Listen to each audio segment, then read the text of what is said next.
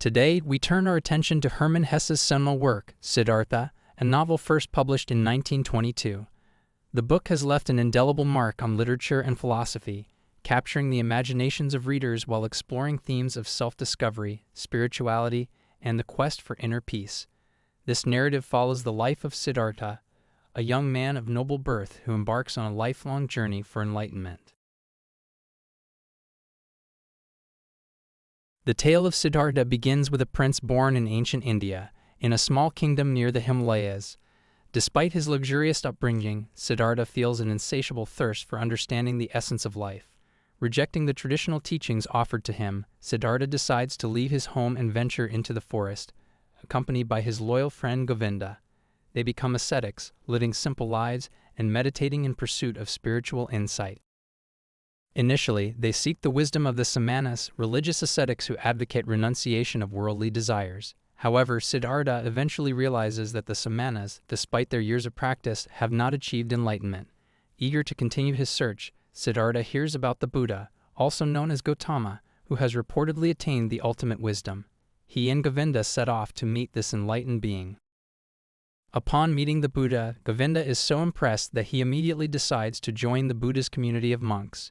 Siddhartha, too, is moved by the Buddha's teachings, but something holds him back. He reasons that enlightenment cannot be taught, it must be experienced. Thus, he parts ways with both Govinda and the Buddha, choosing to continue on his own path. The next phase of Siddhartha's life is starkly different. He engages in the pleasures of the world, falling in love with a beautiful courtesan named Kamala and becoming wealthy through work with a merchant named Kamaswami. Despite his worldly success and sensual indulgences, Siddhartha still feels a void within him. Overwhelmed by the pointlessness of his riches and a growing sense of internal discontent, he leaves this life as abruptly as he entered it, even contemplating suicide by a riverbank. But as he stands by the river, the sound of the flowing water brings him a newfound peace. He does not end his life, but instead falls asleep and dreams of a bird dying, a metaphor for his previous worldly self. Siddhartha remains by the river, living a humble life and accepting its teachings. An old ferryman named Vasudeva becomes his mentor. Vasudeva has learned the language of the river, how to listen and gain wisdom from its perpetual flow. As Siddhartha spends years living this simple life, he finds himself gradually attaining the inner peace he has sought for so long. Siddhartha's life comes full circle when he is visited by Govinda, who has remained a faithful follower of the Buddha all these years. They talk, and Govinda is surprised to find Siddhartha at peace, but without allegiance to any doctrine or dogma.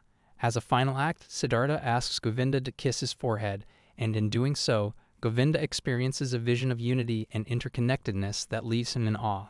This marks the culmination of Siddhartha's quest, now an enlightened being but one who found his own path to realization. Siddhartha is a text layered with rich thematic content and allegorical undertones, providing a fertile ground for intellectual contemplation. One of the most salient themes is the dichotomy between knowledge and wisdom. Throughout the book, Siddhartha encounters individuals who are intellectually advanced and yet spiritually hollow. From the Brahmins in his early life to the Buddha himself, Siddhartha confronts the limitation of articulated wisdom. He discovers that the pursuit of enlightenment is an intensely personal journey that cannot be bequeathed from teacher to student. Instead, it requires the grit of lived experience and self-discovery. This distinction between experiential wisdom and codified knowledge can also be traced back to the classical debate between empiricism and rationalism in the history of philosophy. Another pivotal theme is the illusion of time and the importance of the present moment. This theme is encapsulated in the river that Siddhartha grows so fond of in his later years. The river is ever-changing, yet it remains the same entity, reflecting the paradoxical nature of existence. It flows without concern for past or future, teaching Siddhartha the value of the present moment, the now, as the locus of life and spirituality. This focus on the present moment evokes the Eastern philosophy of mindfulness, encouraging a full immersion into the current experience as a means of attaining a higher state of awareness. The character of Vasudeva, the humble ferryman, plays a vital role in underlining the theme of the teacher who does not teach. Unlike the Buddha or the samanas, Vasudeva does not impart wisdom through sermons or doctrines. He embodies the wisdom of listening, of perceiving the world without the interference of thought or judgment. Through his simple yet profound insights, Vasudeva serves as a catalyst for Siddhartha's eventual enlightenment. Furthermore, the role of women in Siddhartha's journey is worth discussing. While women are not the focal point of the story, the character of Kamala provides a nuanced perspective on the theme of love and attachment. Kamala's role is multidimensional. She is both a teacher and a stumbling block for Siddhartha. She introduces him to the world of love and physical pleasure, serving as a counterpoint to his ascetic life, but her presence also keeps him entangled in the material world. However, it's through this entanglement that Siddhartha realizes the limitations of worldly love and possessions, propelling him further on his quest for spiritual fulfillment. Lastly, the theme of unity and diversity is subtly interwoven throughout the narrative. Siddhartha's journey is not linear. It involves various diverging paths, each providing a unique set of experiences and lessons. These paths, seemingly contradictory, are eventually revealed to be complementary, coalescing into a holistic understanding of life and existence. In this way, the story reflects the non-dualistic philosophies of Eastern traditions, which see multiplicity as expressions of an underlying unity. In sum, Siddhartha is a complex tapestry of themes and symbols that defy easy categorization.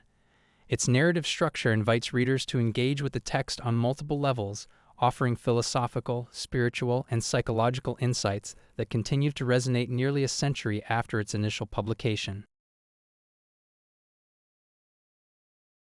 In conclusion, Hermann Hesse's Siddhartha serves as a compelling narrative and a philosophical text that challenges us to question the normative routes to enlightenment and the meaning of life.